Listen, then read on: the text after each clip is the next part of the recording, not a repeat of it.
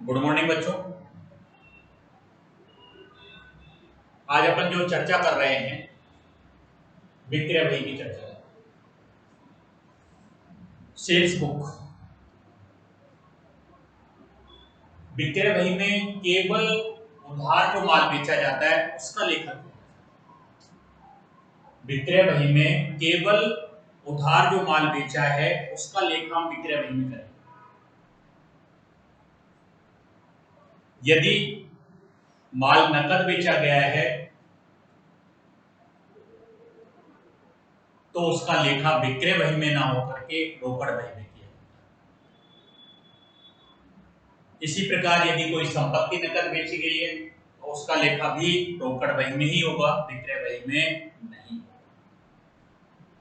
लेकिन यदि कोई संपत्ति उधार बेची गई है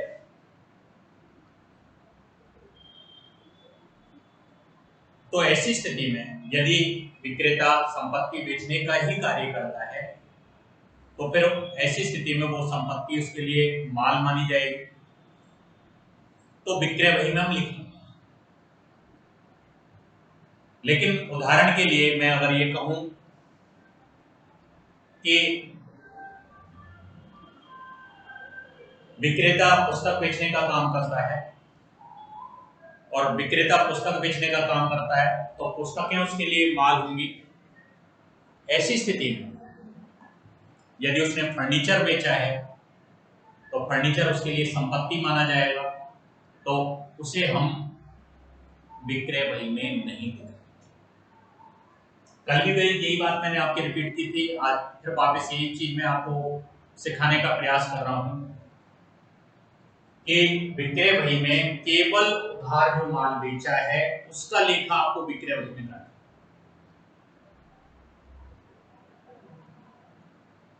इसके कॉलम भी वो इस परचेज बुक की तरह है। डेट ऊपर हेडिंग डालेंगे, सेल्स बुक। अगर मानो हम सुरेश की विक्रय बही बना रहे हैं तो sales book of Suresh. Sharma furniture house की विक्रय बही बना रहे हैं तो हम ऊपर लिखेंगे sales book of Sharma furniture house.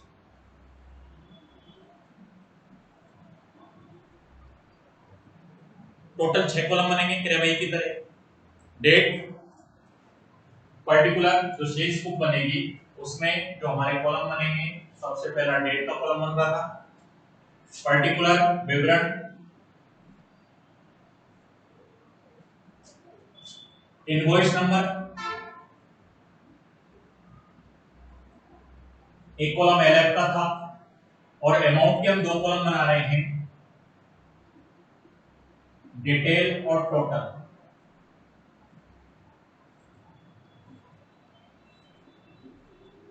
Amount के 2 कॉलम बना रहे हैं, डिटेल और टोटल।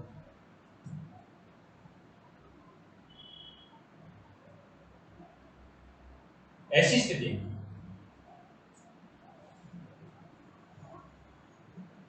सेल्स बुक में जिस व्यक्ति को माल उधार बेचा जाएगा उसका नाम सबसे पहले लिखेंगे। विक्रय बही जब भी हम बनाएंगे जिस व्यक्ति को माल उधार बेचा गया है उसका नाम सबसे पहले लिखेंगे। जब भी हम विक्रय बही बनाएंगे जिस व्यक्ति को माल उधार बेचा गया है उसका लेखा विक्रय बही में करना।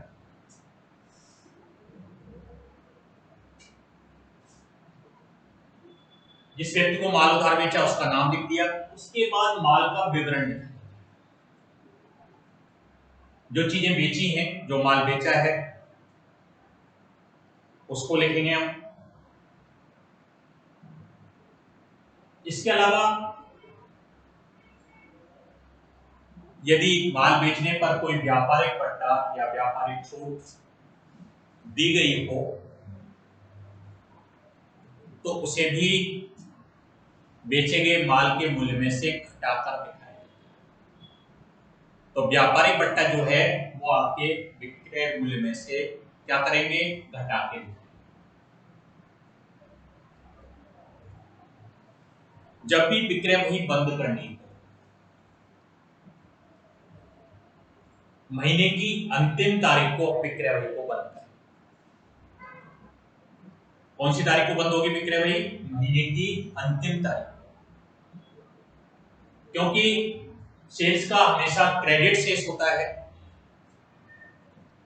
तो सेल्स अकाउंट सीआर लिखा है। सेल्स अकाउंट सीआर लिख करके आपके उसका टोटल का कॉलम है। सेल्स अकाउंट सीआर लिख करके टोटल अमाउंट लिखी जाए।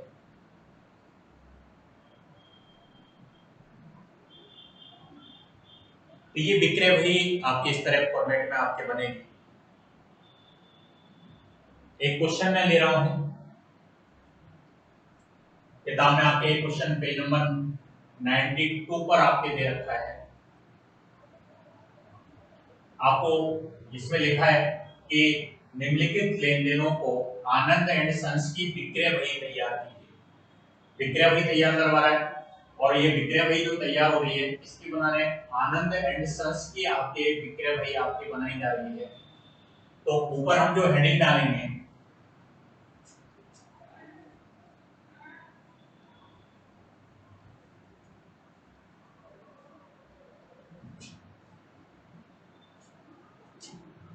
Sales book of Anand and sons, ऊपर हमने हेडिंग डाल दिया विक्रय बही बना रहे हैं हम, और ये विक्रय बही जो हम बना रहे हैं वो किसकी विक्रय बही बना रहे हैं? आनंद एंड सन्स की सेल्स बुक बना रहे हैं।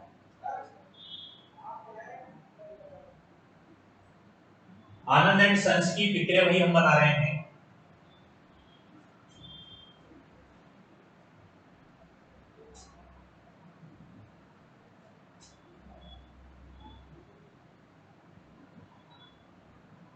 सबसे पहला कॉलम डेट का,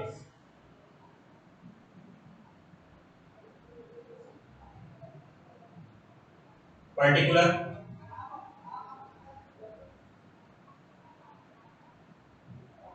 डेट पर्टिकुलर। तीसरा column invoice number, LF.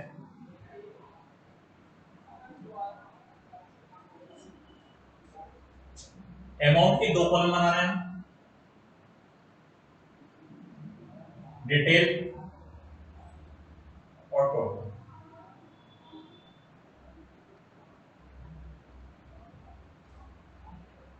Total मिलाकर के 6 कॉलम हमने बनाए, डेट पर्टिकुलर, इनवॉइस नंबर,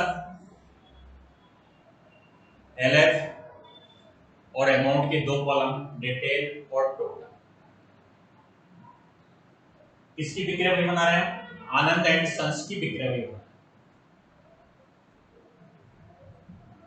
अब देखिए, सबसे पहले 2016 और 2016 में सितंबर 8 तारीख को इसको माल बेचा गया है। शर्मा ब्रदर्स को उधार माल बेचा है। तो सितंबर 8 तारीख को शर्मा ब्रदर्स को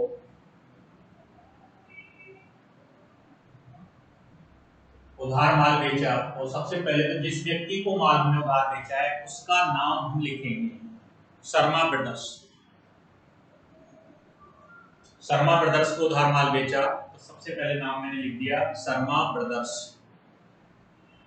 अब हम ये देखेंगे कि शर्मा ब्रदर्स को क्या माल बेचा है।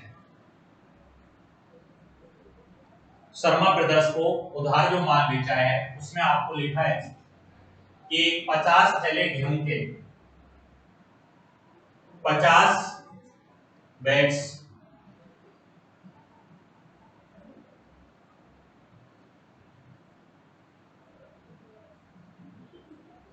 wheat at the rate of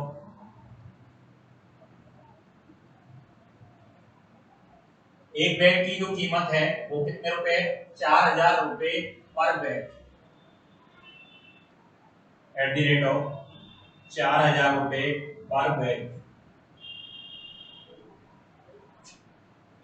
4,000 रुपए का एक बैग है, 50 गेहूं के बैग आपके हमने बेचे हैं। तो ऐसी स्थिति में 2 लाख रुपए के गेहूं बेचे गए हैं, 2 लाख। तो 2 लाख रुपए की जो बिक्री की गई है वो हम इसमें देखें।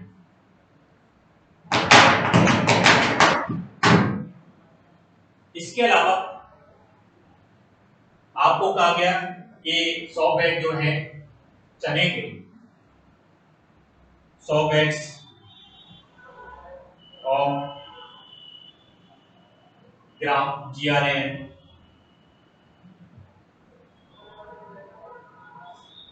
एट द रेट ऑफ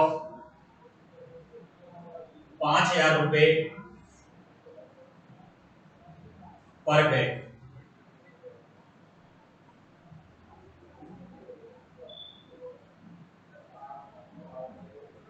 सौ बैग बेचे हैं हमने चने के।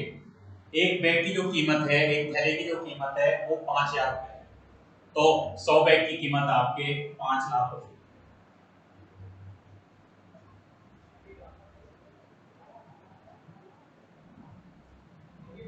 दो लाख रुपए के तो गेहूं उधार बेचे और 5 लाख रुपए के आपके चने के आपके बेचे हैं, कुल मिलाकर के 7 लाख रुपए का। इसमें से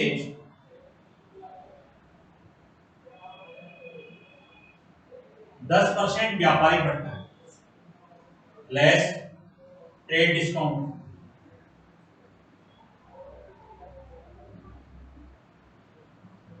10%, 70,000।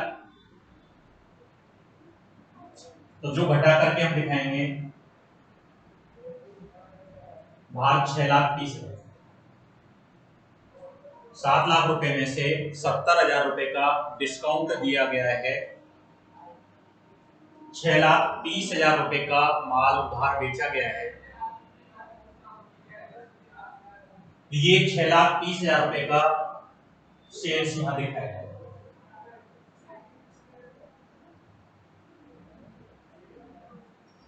इसके बाद 10 तारीख को जो 8 तारीख के बाद 19 तारीख को जो लेन देन दे रखा है, फर्नीचर हाउस को पुराना फर्नीचर उधार बेचा है। फर्नीचर हाउस को क्या बेचा है हमने? पुराना फर्नीचर उधार बेचा है। इसका तात्पर्य हमने संपत्ति उधार बेची है। ये जो व्यापारी है जो खाद्यान्न पदार्थ, गेहूं, चावल, चना, इसका विक्रेता है, और ये फर्नीचर का उधार बेच रहा है, इसका संपत्ति उधार बेच रहा है। इस लेन देन को विक्रय बही में नहीं दिखाया जाएगा। दूसरी चीज आप देखें, 28 तारीख का लेन देन, सुजीत एंड कंपनी को हमने नकद माल बेचा है। सुजीत एंड कंपनी को कैसे माल बेचा है? नकद। और ये जो माल नकद बेचा गया है,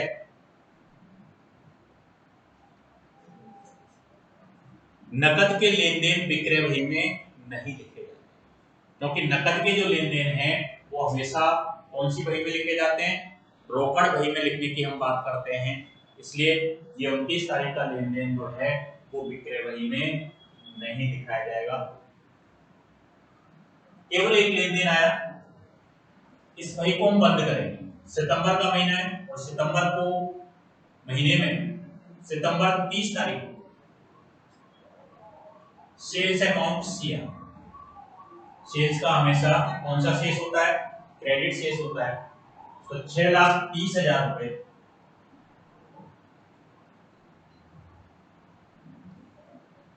सेल्स का क्रेडिट शेष है, तो सेल्स अकाउंट सिया 30 तारीख में बंद करेंगे हम इस सेल्स बुक को। 2 लेन देन मैंने छोड़ दिए, एक संपत्ति बेचने का काम था वो नहीं आएगा इसमें, एक नकद माल बेचा गया है उस लेन देन को भी हम नहीं दिखा रहे। तो केवल सितंबर 30 को ये सेल्स बुक बंद कर दी जाएगी। सेल्स अकाउंट सिया लिख करके 6,30,000 रुपए आपके इसका टोटल आएगा। तो ये विक्रय बही इस तरह आपके क्या होगी, तैयार। इसके अलावा आप देखिए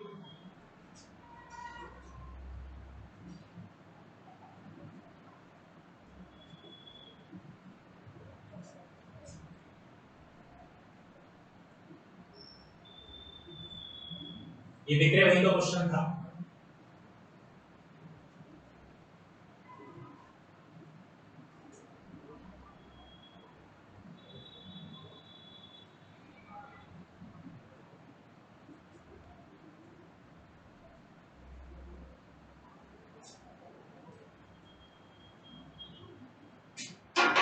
एक क्वेश्चन और मैं ले रहा हूं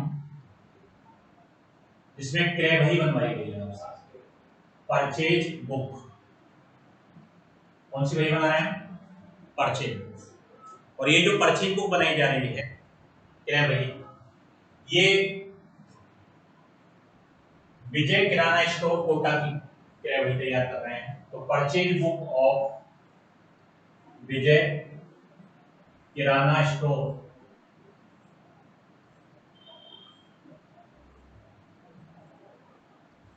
कॉलम बनाएंगे डेट का, पर्टिकुलर,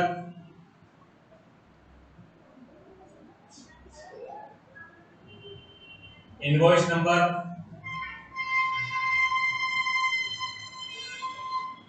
एलएक्स और अमाउंट के 2 कॉलम, डिटेल और total.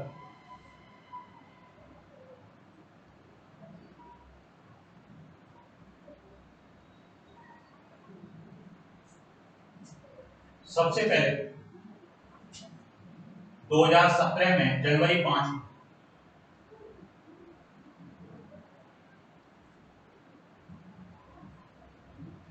Hariom brothers, Hariom brothers से, हरिओम ब्रदर्स से उधार माल खरीदा है। हरिओम ब्रदर्स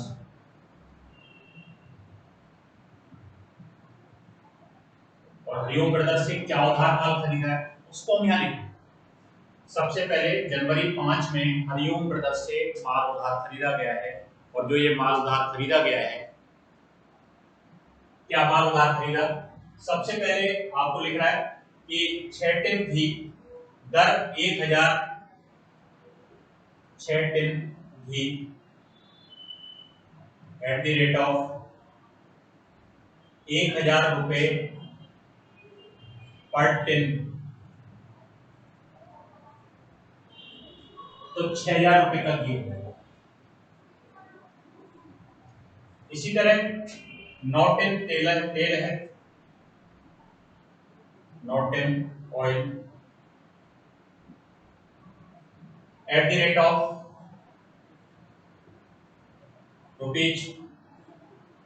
₹600 पर tin.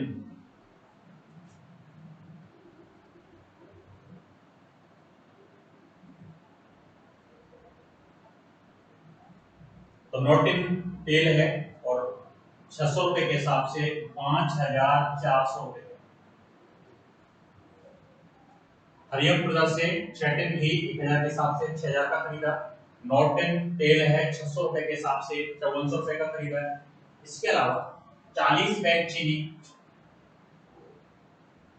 40 bag sugar eight the rate of 350 पर बैग।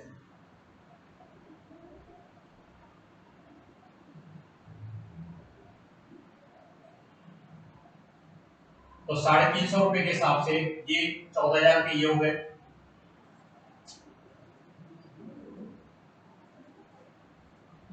कुल मिलाकर के हरिओम ब्रदर्स से जो हमने क्रय बही में जो माल खरीदा है 25,400 रुपए का माल खरीदा है। ये हमने हरिओम ब्रदर्स से जो माल हमने खरीदा है, कितने रुपए का माल खरीदा है, 25,400 रुपए का माल खरीदा है। इसको हम मल्टी परचेज बुक में अलग अलग कॉलम बना करके भी दिखा सकते हैं। इसके बाद आप देखिए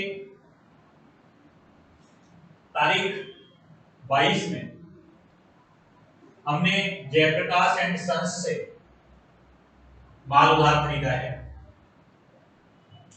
इससे माल उधार खरीदा है हमने जयप्रकाश एंड सन्स से। इसको मैं मिटा रहा हूं।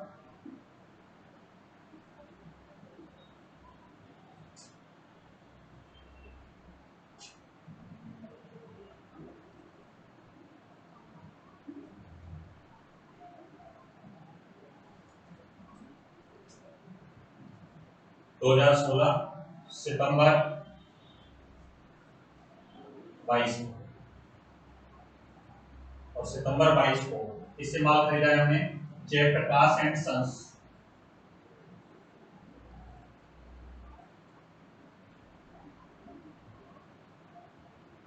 Jayaprakash and sons Bundi. किससे माल खरीदा गया? जयप्रकाश एंड सन्स से उधार माल खरीदा।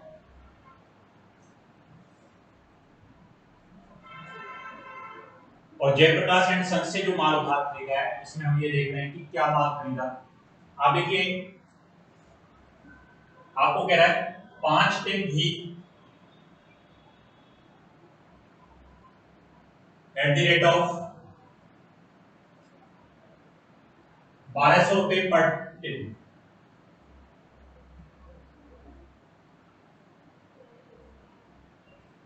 छह हजार।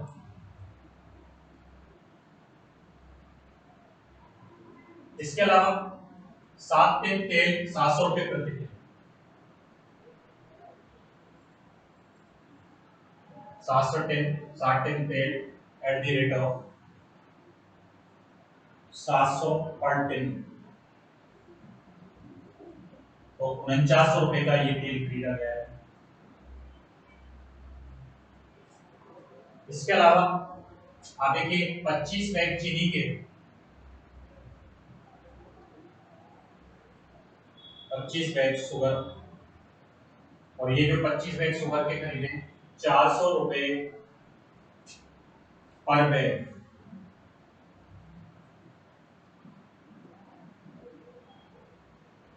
10,000। ये 3 चीजें उससे खरीदी गई। 6,000 रुपए का घी खरीदा हमने, 4,900 रुपए के तेल के टिन खरीदे, 10,000 रुपए की चीनी खरीदी। कुल मिलाकर के 20,900 रुपए का माल खरीदा। कितने रुपए का माल खरीदा है? 20,900 सितंबर 22। इसके अलावा आप देखिए सितंबर 29 तारीख को भी सितंबर 29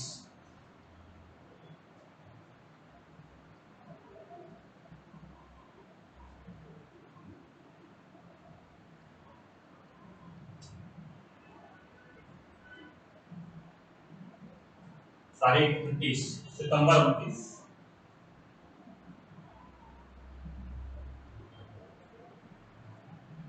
इससे माल खरीदा हमने 29 तारीख को नरेश ब्रदर्स कोटा से।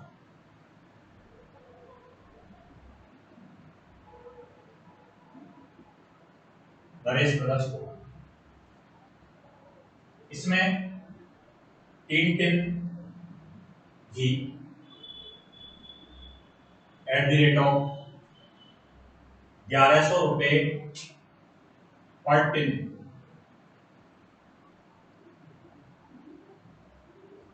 किससे हम माल खरीद रहे हैं? नरेश ब्रदर्स कोटा से माल खरीद रहे हैं। 3 टिन घी के 1 टिन 1100 रुपए के हिसाब से 3300।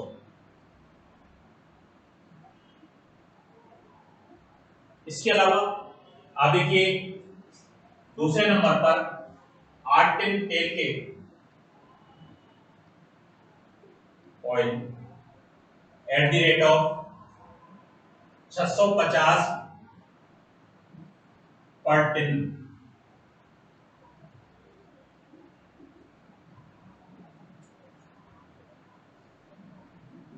5200 रुपये। 30 बैग चीनी के हैं,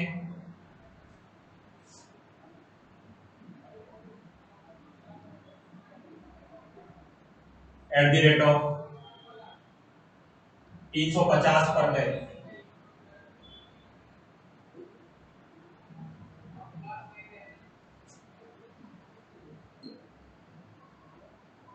$10,500।